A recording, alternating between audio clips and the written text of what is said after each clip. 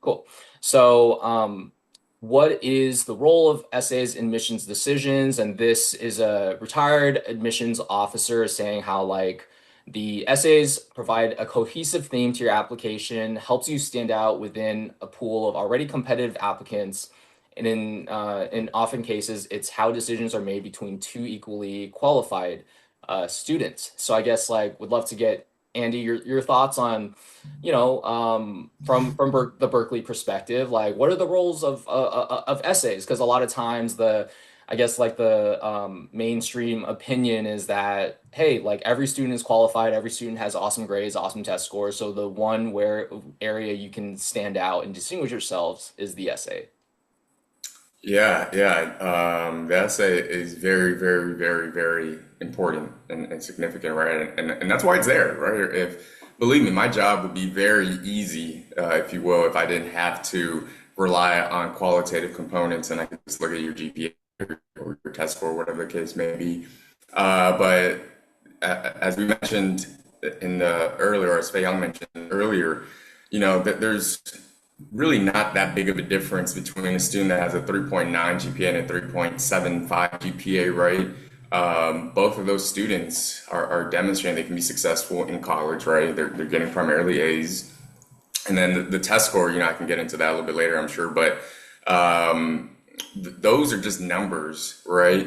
And I know those are numbers that we can easily look at, right? Because they're tangible things and say, okay, like that's something that represents me. And what's something that's not so tangible is sometimes your essay and the themes and the lessons and what we can learn from reading your essay and learning about you, right? Think about this, you're an autonomous individual with unique experiences that have not only impacted your academic trajectory, but they've shaped the person you are today and the person you want to become in the future, right? And we try to learn a lot about you through the essay, through the qualitative components. So it's very, very, very significant in the process. Now, I can't really speak to, sometimes it being the deciding factor between two qualified students, but I can share that when at the university level, right, obviously we're trying to admit students the best of the best academically, right, because we are a university, a college after all, right, and we want to ensure that you can be successful in college. But what's also important for us is building and shaping a class, right? Finding students that are not only academically qualified, but finding students that align with our mission, align with our vision and our values, right? And can contribute inside the classroom, of course, but can also contribute outside of the classroom, right? And that's where the essay is important because, again, we're looking to build and shape a class, and that's not something that's only undergirded by numbers. And I don't think you would want to boil yourself down to just a GPA or a number or anything like that either. Yeah, love that because the essays, it's the story, right? It's the human experience. It's the stuff that like, yeah, you did model UN, right? But what is your experience? How's that distinct from maybe the other thousands of students that also did model UN, right? Did you love it? Did you hate it? What was your favorite moment? What was your worst moment, right? Like, what did you struggle with? Like all those things, there's the nuance that it's just without the essay, I think it's very hard to capture. Um, so this is where, kind of also an essay related question, and we had talked about maybe like common activities, right? Like Model UN for example. And so this student is kind of worried, like, are there cliche topics or themes? Like, how do I stand out if like everyone's doing sport essays or mission trip essays and things like that? So um, this moderator, I believe it was a former admissions officer, or sometimes they say they're a former admissions officer, right? But then I'm kind of like, wait, but if you were like when you have the verified like tag, but then even if I see a verified tag, I'm like, are you though? Like, what's that process? So, anyways, always some confusion in the Reddit machine, right? But so this quote unquote verified admissions officer is saying like, um that a lot of times like it's not necessarily the essay topic or the theme, it's sort of the structure and syntax, right, that a lot of essays that seem very similar. And So those that stand out, it's maybe portrayed in a maybe more interesting way, or kind of the story is told an interesting way. So yeah, Andy, curious to get your thoughts on this piece of advice. Like, is that what you how much does that align with your own experience reading essays? Yeah, no, I think it's a good question. For me, I love reading essays, right? So, are there common essays? Sure, but some of that is because the prompt is just asking you for something direct, right? It's asking you about a challenge. It's asking you about an obstacle you overcome. It's asking about your leadership capabilities, right? So sometimes, obviously, the theme is going to be the same, but that's just because of the nature of the prompt and obviously trying to answer the prompt, right? Um, you know, I don't know if essay reading is quite predictable. I'm not too sure what the person means by that comment either. Because obviously, look, if you're answering a prompt about your leadership, you know what the essay is going to be about. You know what the response is going to be about, right? So I'm not sure I get that. But my thing here is, look, if you're thinking about like, man, is this essay a common theme, right? Is this experience that I'm sharing a cliche, right? Number one, if you're thinking about that's not the right way to go about it. My thing is, if that experience had a truly truly resonated with you, that's what you want to talk about. You shouldn't be thinking about like, oh, is this the 20th, 40th time this admissions officer is going to read this particular common life experience? Sure, maybe, right? But it's the way you write about it, right? It's the way you talk about it. It's the way you talk about how it really impacted who you are now, right? And how it's really maybe potentially shifted your life, change your goals. And that's the most important thing. You're not just sharing an experience for for the sake of sharing an experience, right? And I think a lot of times that's what students don't do as well, is they're just sharing this experience, but then there's no tying it together. There's no connection, right? And that's important. If you just ask yourself as you're writing an essay, for an admissions officer to read, for Fayong to read, whatever the case may be, ask yourself, what is the purpose of me sharing this experience right now? Why am I choosing to share this story? Why? Right? That's brainstorm, that's outline. It's like, well, I want them to know A, B, and C. That's awesome, right? But then the most important part is, okay, well, I want them to know A, B, and C, but how is this going to help me? How is A, B, and C going to help me accomplish my goals of X, Y, and Z in the future? And Faye, I'm sorry that I'm being long-winded here, Good. You're good. but I shared this essay story, and I may have shared it last year, but it just really always stuck out with me. The student was talking about, I think the prompt was discuss like, an obstacle you overcame and how that's impacted your life, right? It was something like along those lines. And the student was sharing the story about how they were on a plane getting ready to fly back to India for the first time. And I believe it was their first time on a plane. And as the plane was taking off, the student blacked out. They passed out, right? And they talked about how they had this deep fear of flying, this crippling fear of flying. And they recognized that. So the very first thing they did when they came back to the States, and I think they were from Texas actually, first thing they did was they took flying lessons, right? Because they recognized that, hey, this is a fear, this is a challenge, I want to overcome it, I want to confront it head on. But the most important thing they did actually was they talked about how now they had something in their back pocket they can turn to as evidence, as confidence to say, look, I potentially overcame this most traumatic experience of my life, right? So when I going to college, right, this organic chemistry midterm, easy money. This calculus final, no problem at all, because I have some in my back pocket that says I can overcome challenges, right? I have this confidence now, this evidence that I did that. Now, I don't share that story with y'all to, represent that you need to have some kind of traumatic life experience. It's not a competition about who has the most traumatic life experience, right? But you recognize how just that student sharing that one moment in their life, right, really, really, really allowed me to understand them better as a person, right? Understand how they're gonna react to challenges. And I think, everybody here, maybe it's very clear, but When you go into college, right, and beyond, it's not going to be a straight line. It's not going to be, a straight shot and all walk through the park. You're going to have your ups and you're going to have your downs, right? And how are you going to react to those down moments? That's really, really, really important, I think, for a college admissions officer to know. Because when you have this newfound freedom, when you have all these midterms and all these exams and all this homework and essays you have to write, how are you going to confront that challenge? And for us to have an understanding of that is really important. So, apologies for being long-winded, but All I think good. that hopefully demonstrates the importance of brainstorming, outlining, but also the importance of the essay. Yeah, and I think something you touched on there is also like the power of storytelling, right? Because I think I hear a lot from students like, I don't know, like I just, there's nothing special. Like I don't have some crazy trauma. I come from a two-parent household, like right, like I live in the suburb. Like what could I possibly write about? Um, but the thing about storytelling is like it's subjective, right? Like something that, your experience might be very normal to you, right? It might be the water you swim in as a fish, right? The David Foster Wallace poem.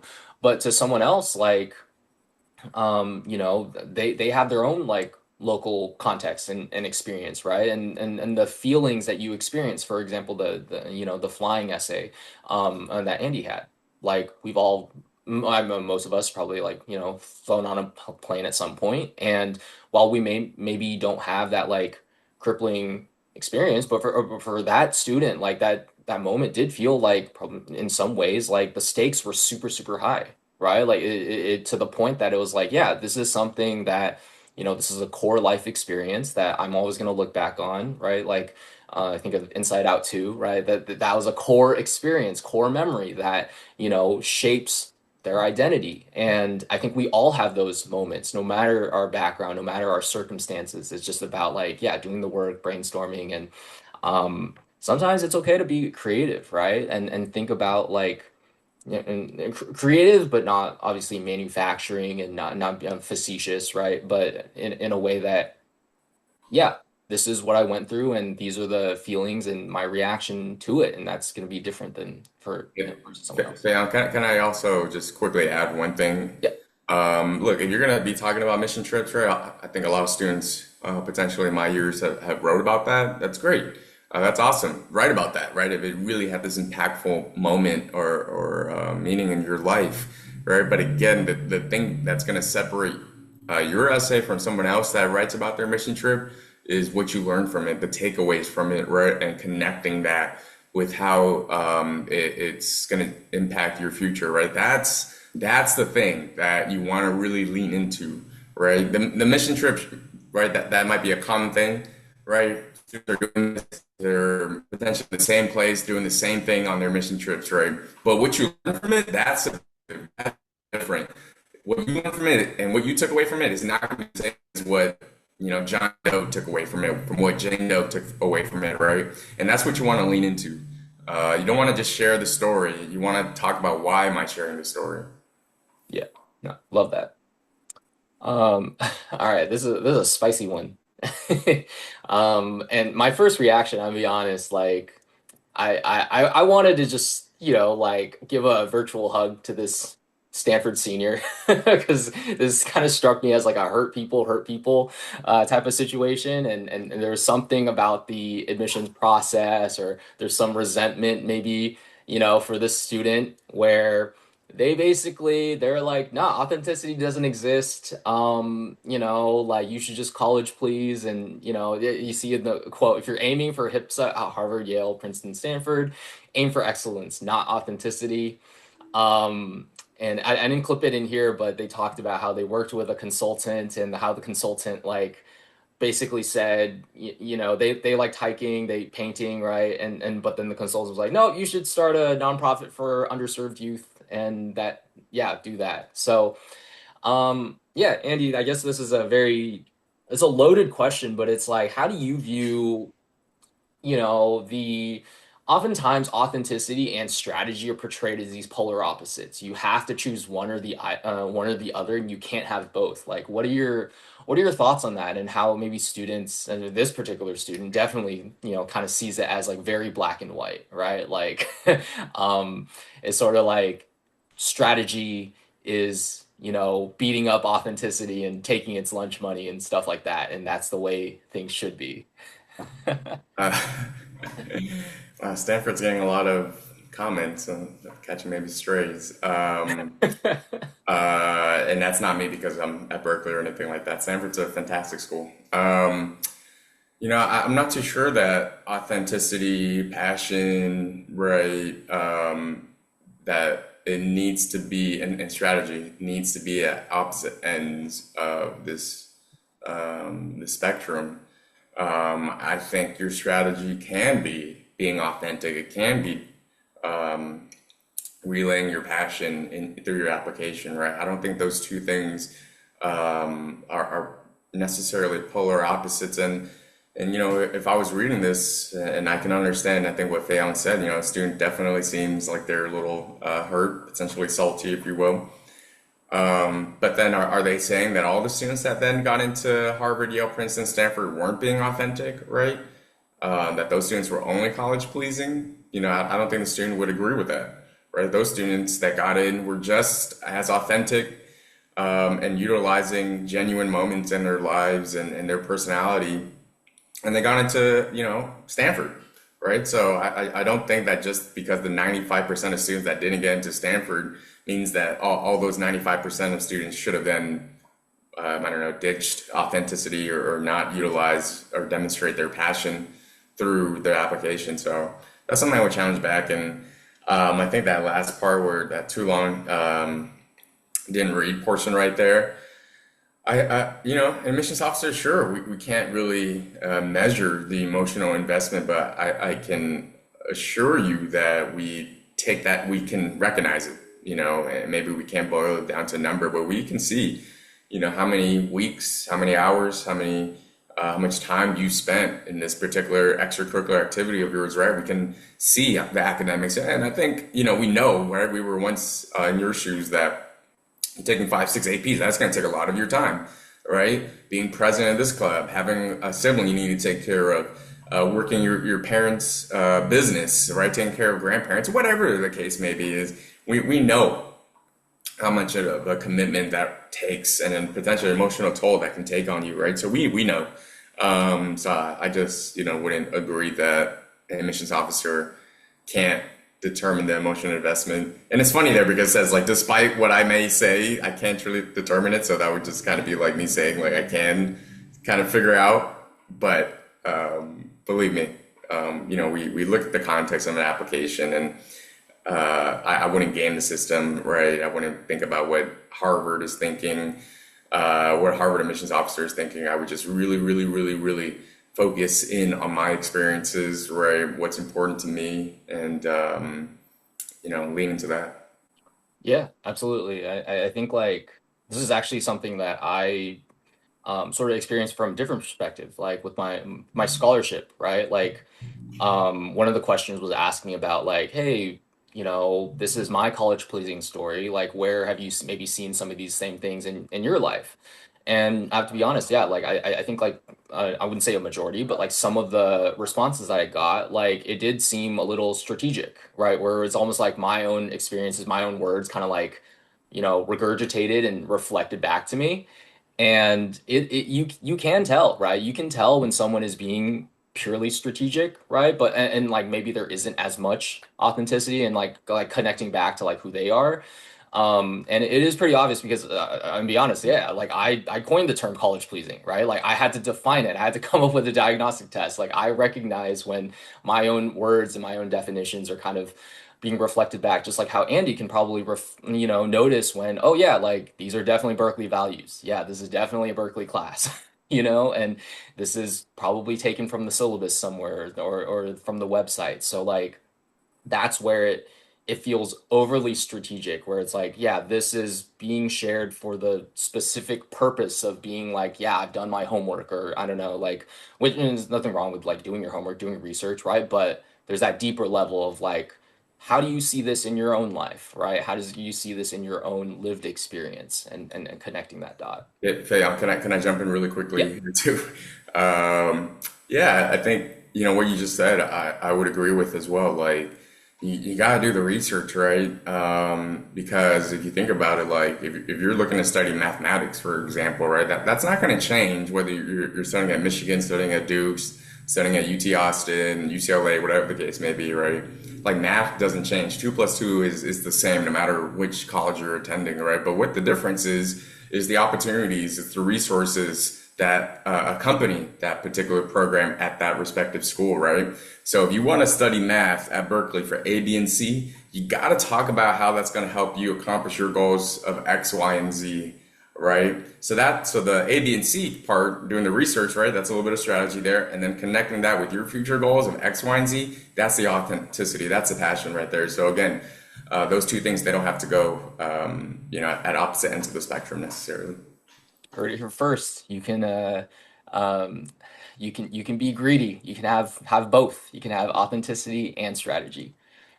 Okay, we're gonna maybe skip through a couple of these questions, just wanting to get through as many as possible. All right, this one's a little more UC specific because I know we have some students in here shooting for UCs, but also some that are, shooting for say Ivies or common app schools as well.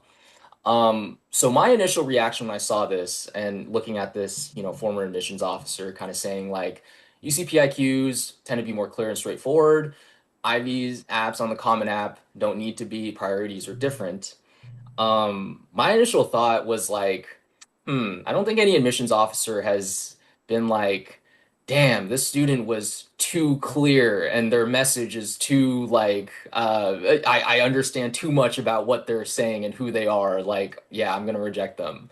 Right? Like, not necessarily like I'm basing that admissions decision, but like not appreciating the fact the student was maybe clear and concise and like really showcasing who they are. So I really thought that that was kind of interesting, right? Kind of drawing this line of like, yeah, you can be clear with the UCs, but you don't have to be with the IVs. And I just thought that that was kind of interesting and not necessarily something I agree with, right? Like it's yeah, sure, the word counts are different and you might have to be more strategic about what you include and what you take out, but that clarity, that straightforwardness, that get to the point, like I think that it probably is something that is appreciated from both perspectives. But Andy, would love to get your thoughts.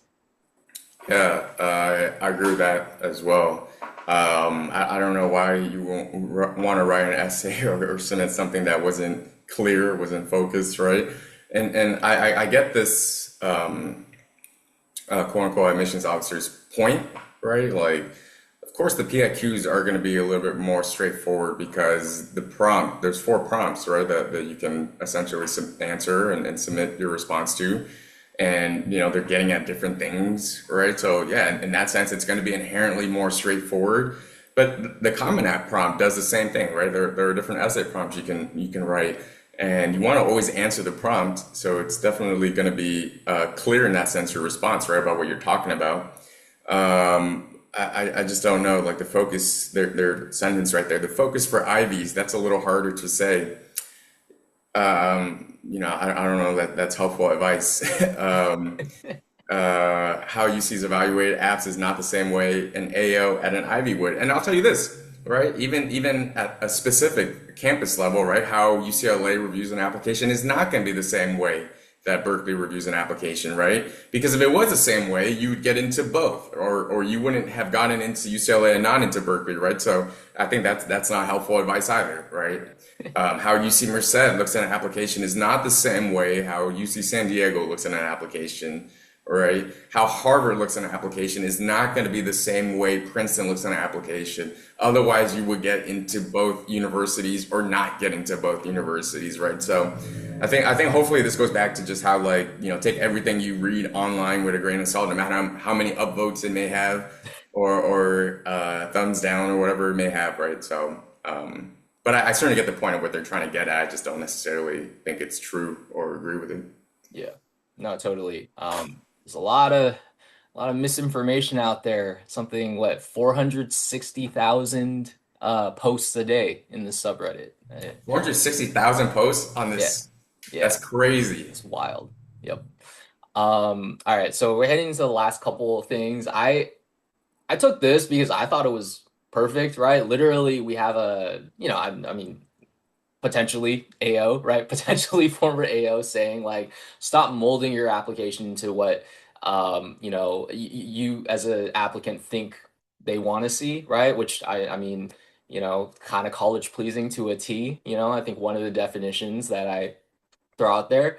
And AOs like Andy, like they want to advocate for applicants, right? And like part of what really compels them or maybe like motivates someone like Andy to advocate is when you show aspects of your voice or your personality, right? Like besides just the numbers, the academics and the interests. I like to call it like likability, right? Like, I don't know if students here have gone to like networking events, but I know me and Andy definitely have, right? Um, when have at these like networking events or college fairs, like when have you like genuinely really liked someone who just comes up and is like, oh hey, this is my resume. Let me just like read all the reasons why you should accept me or why you should like hire me. Like that does kind of come off like a little try hard, as the kids call it these days, a little pick me, right? Like pick me, I'm not like the other applicants, not like the other etc. Yeah, I guess Andy would love to get your quick thoughts on like almost this like concept of like likability from the admissions officer perspective, and how much like personality or all these other more maybe more like holistic factors come into play. Yeah, I think the second sentence right there, stop molding your application into what you think we want to see, right? I completely agree with that. Because if you ask what an admissions officer want to see, like they're not going to be able to give you a clear answer. I can't even give you a clear answer because I don't know what I want to see, right? And if I was trying to fit you into this box, into this mold of what I want to see, it would be impossible to ever admit students, right? Because no student will be able to accomplish that. And I don't even know, again, like what I want to see because I'm not thinking about myself in this process, right? I'm not trying to be some kind of gatekeeper in this process, right? As Fayon shared, I'm all about access to education. And, unfortunately, sometimes I'm not able to admit every student that, is deserving, that is qualified, right? That's just the nature of college admissions, especially at highly selective institutions. Um, but yeah, I don't think that college pleasing is necessarily something that, works. I think being yourself at the end of the day is the best path and the best avenue that you can take when it comes to college admissions. And, I love reading PIQs. I love reading essays, written responses where I get to see the student's personality a little bit, right? Or it makes me chuckle, it makes me laugh, it makes me cry sometimes. I read PIQs and I start tearing up. So, for me, that personality piece is really, really important. And just trying to get away and take yourself out of it. I'm myself out of it when I'm reading this PIQ because, I don't have a specific kind of student that I want to see. And that makes my job very exciting because I'm learning about all these different students and their backgrounds and their paths and journeys. And again, if I was just trying to fit everybody into my mold or whatever like that, like it would be impossible to ever admit a student that way because no one fits me. No one's me. So trying to find someone like me would be, personally, I think that's pretty asinine. Yeah, no, totally. The one thing that I just thought of now that I'd add is like from the in my space as a college consultant, I do see like a lot of consultants molding students into the applicant that they want, right? Like because I think I don't know if how many students have interacted with other consultants. Like, I mean, maybe you've noticed that I kind of I'm very different, right? Because similar to Andy, like I'm not applying to college. Like I'm not trying to have you write the application that I feel like you should. No, this is your story, this is your process, your journey. But not every consultant thinks of it that way, right? Like some are, if I'm being honest, a little bit more transactional, a little bit more like, hey, like it is in my best financial interest or whatever testimonials for the student to come off this way so they have a better quote unquote strategic chance of getting into Stanford. That makes me as a consultant look better or whatever. And then yeah, so therefore this is the box that you should fit in, aka the, the Stanford senior that like, frankly was poo-pooing on authenticity. Um, so yeah, second, second everything that Andy said about, yeah, focus on your story, your journey, and yeah. All right. And then last thing, I just wanted to end because I know a lot of these like things are a little, can be a little bit of a Debbie Downer, a little like tough conversations, tough comments, right? But just want to end on a high note and say that really like I can't maybe say for all admissions officers, but I would say the vast majority of admissions officers, right? They love what they do. You just heard, Andy saying like, how much he loves to read essays, how much he, feels and emotions like reading student stories. The idea of access and inclusion and wanting every student, right, whether or not they get into Berkeley specifically, wanting to set them up for the success at their like next stage, which college, that's what college is, right? It's not the the pinnacle of your life. Yo, God no. I hope college is not where y'all peak, right? I hope college is just that next process where you learn even more about yourselves and set yourselves up for the next stage of your life. And AOs, they really root for every student to succeed, whether it's at Berkeley at their school or like at any other school, right? Oftentimes, like, for me when I read for Berkeley, yeah, it sucked not being able to admit every student, but like I could all like in a lot of those cases, I could tell like, dude, they're so hardworking, they're so high achieving, like they're gonna be fine no matter where they go. And oftentimes, like even a rejection from one school is opening the door for, succeeding at another. But yeah, Andy, well, give you the last word or last comment on this. Anything you wanna add? Yeah, definitely. Again, I think I shared earlier, sometimes it feels like, especially when you're at a highly selective institution, number one public university in the world, sorry, UCLA, it feels like you're playing this role of gatekeeper. And believe me, that's not a good feeling. I hate when I hear, not anybody in our office, but when folks are like, yeah, we have a this so and so acceptance rate, like what that's not something to go peacock around. It's not something to be proud of. It's a low acceptance rate, right? That goes against the concept and the idea of college access, and that's what I'm about, right? It's college access. And my thing is, look, if you can prepare a strong application, well-crafted application for Stanford or for Berkeley, right, you're going to have a strong application no matter where you apply, right? Because, obviously Stanford and Berkeley are some of the top institutions in the world. And the concept is just to get into college and get your degree, right? That's the most important thing. And I shared it, last time, and I share it all the time. Like, any college would be lucky to have you. I wish we could admit all the students that we talk to. That's just not possible. We don't have enough. We don't have 150,000 seats here at Berkeley, right, for students to be in class. We don't have 150,000 beds, right? We get these many applications every year, and we can't admit every one of them. And that's just impossible. And that doesn't sound good. It doesn't feel good, but that's just the truth of the matter. So, we're the Office of Admission. We're looking for reasons to admit you. We're not the Office of Denial, looking for reasons to deny you. So, Yeah. Contrary to what some Reddit comments be saying. But all right, so there's some other questions I prepared. I yeah, don't know if you saw the one. Do admissions officers get icks? From maybe that's a question you can submit. So I think this is a good time to maybe take a maybe not 5 minutes. We'll take like a maybe 3-ish minute break. Come back at 10:13 Pacific, and for the next slide, there's going to be if you want to submit questions to be considered, you can scan this QR code and we'll kind of go through as many as we can in the time we have left. All right, thanks.